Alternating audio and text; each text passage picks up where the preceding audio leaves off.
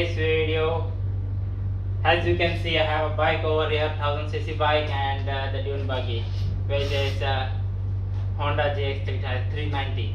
So what I'm thinking to do is to get this engine out of here and put the engine over here and get rid of that engine. So this engine is pretty powerful engine. Like I have brought this thing, it's perfectly running.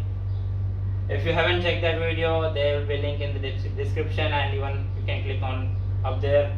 But yes, this engine produces like 143 horsepower, which is plenty, man, which is plenty for something like this.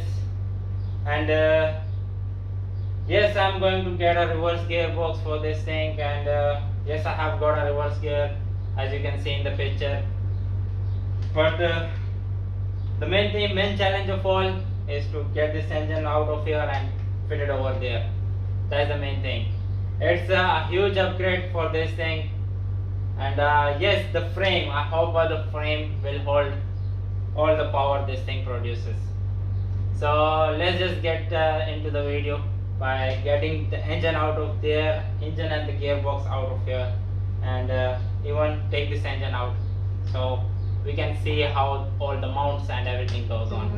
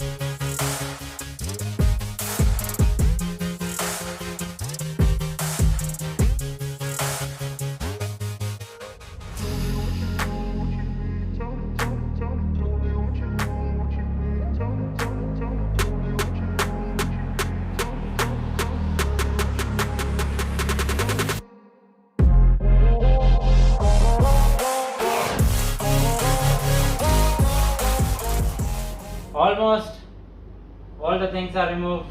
The carburetor is still attached with the engine, and yes, pretty much little bit more things are attached with the engine. So I'm just going to unbolt the engine and yes, keep plywood or blocks or something like underneath, so that the engine will just like 1 centi of place there a little bit, so it can just relax on this piece of plywood.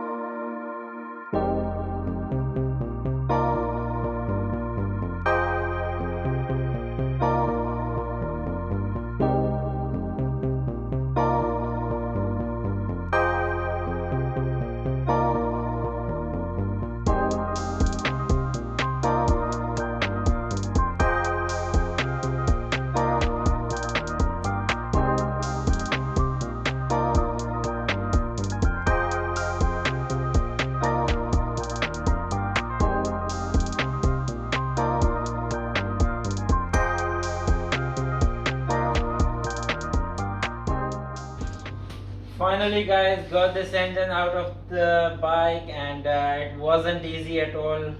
I have to open too many things. I left the wiring inside the bike. Now still the wiring is there. I will remove when I need them. I'll not like remove it now and keep it somewhere over here. I'll just leave it over there. And yes, I had even took out the sprocket from the bike because I'm going to use this as a final drive of this thing. Yes, the gear reduction will be done by this reverse kit. It is a Polaris reverse kit. I think so. It was driven by a CVT, which because this shaft is way longer. I think so. It's driven by a CVT. I have checked the gear ratio of this reduction is around 2.9. I think so. It is somewhat like this. Yes, in forward it has got a less ratio, but in reverse it has got like around 3 ratio. So that's better for me. I don't need to go for any sort of gear reduction other than this. Yes, I need to get the sprocket for this one, which I'm thinking to get like the same thickness of this. This is 530 chain, and I need to get a 530 sprocket for this. I think so. Maybe it is the 530 chain sprocket. I don't know. Maybe I'll just see. I need to get a sprocket for over here, and even a sprocket over here. This engine weighs almost the same as the gearbox. I haven't checked the weight. Yes, but it seems like by lifting them up, it seems almost the same. Okay guys, enough of talking. Let's just get back to the work.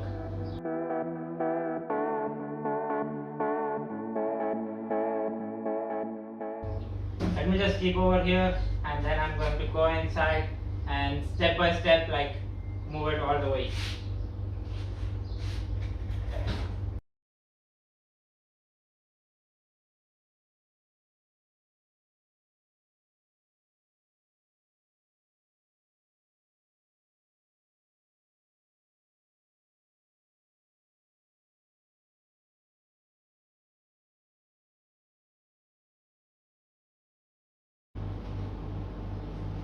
It wasn't easy at all, man. It wasn't easy at all.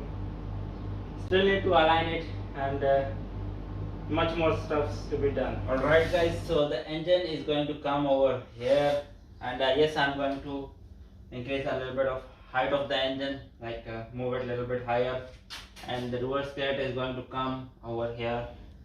Yes, I'm facing a problem over here, like after putting all this over here, that the axle was right over here, and now I don't have that much of space to run this sprocket and shaft and all. So this is the sprocket which needs to come over here, but it isn't that easy up, man. It isn't that easy. So it's kind of a challenge to run this sprocket over here, tight squeeze, because the main reason I don't want to move this thing back, if I move the wheel back, means the buggy will not look great if I move the wheel back, because already there is plenty of gap over here, and still I will move the wheel back, and it's going to look way emptier over here. So I don't want to do that. So yes, let's hope that I don't have to remodify the arms and all, and get this engine mounted over here. It's not a game, it's a rich thing.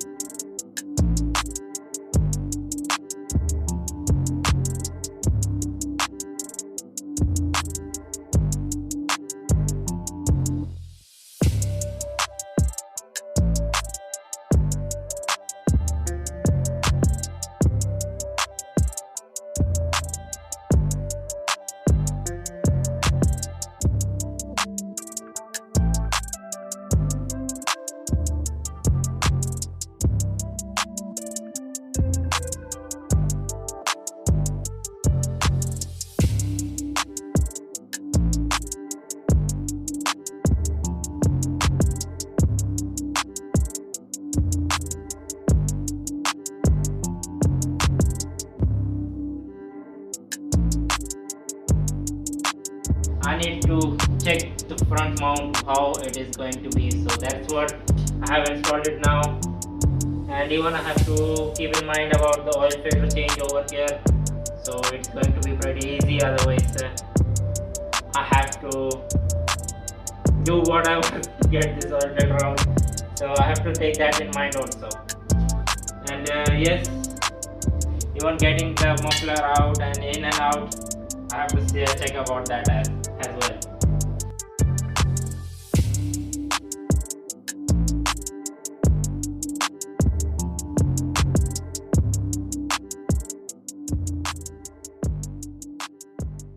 Guys, we got the engine mounted. That is a big thing for me, a big win for me, really. I got rid of that smaller engine, and yes, I'm going to keep that smaller engine for my future project, because this has got plenty of power in it to move this big frame. If I fit this engine on a smaller thing, it will work perfect. But still, for this thing, I chose 1000 cc, and yes, it has got 143 horsepower. It's a huge upgrade from 9 horsepower to 143 horsepower. It's a huge upgrade, man. And the plus point of all, it just fits over here. That's what the thing is. Yes, there's a little bit tight squeeze over here with the reverse kit and the axle shaft, which needs to be installed, and I need to get the sprockets for the reverse kit to get this thing installed over here. And even the front mount, I haven't done this side.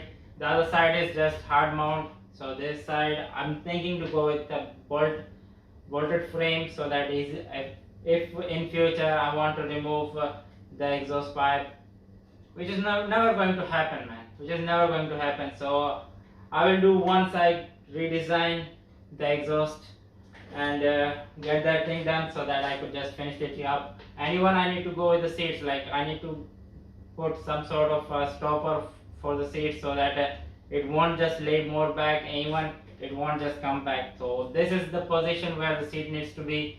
So I'm going to do something about the seats, because if it comes more back, means it's going to hit the engine, and it is like about 1 inch gap from the engine. The engine does not produce that much heat that it will burn the leather of the seat, so that's not going to be happen. Even the exhaust, it is way far, like about 4 to 5 inches difference, so that's better. Yes, we can call this thing done. I need to check this the shocks, because before the engine, like the weight of the gearbox was way back, so it was laying on this shocks, and now it is ahead of this shocks, so I have to see the front shocks also. Maybe, I'm not sure about that. I'm still going to look about that. So yes, there are plenty other stuff to be done on this radiator, petrol tank, and exhaust pipe, and everything. Most of the things, like there, I've got plenty of space over here. I'm going to go with a bigger radiator, because I don't want this thing to get overheated at any cost. And even I need to get a giant petrol tank, because these engines are thirsty. That's what I need to get, a bigger petrol tank, not like a 5-6 liter tank. I need to get more than 10 liters. So yes, that's it for the video. I hope you guys all enjoyed my video. If you enjoyed it, please hit that subscribe button below, because that helps me a lot. And yes, stay tuned and have a great day.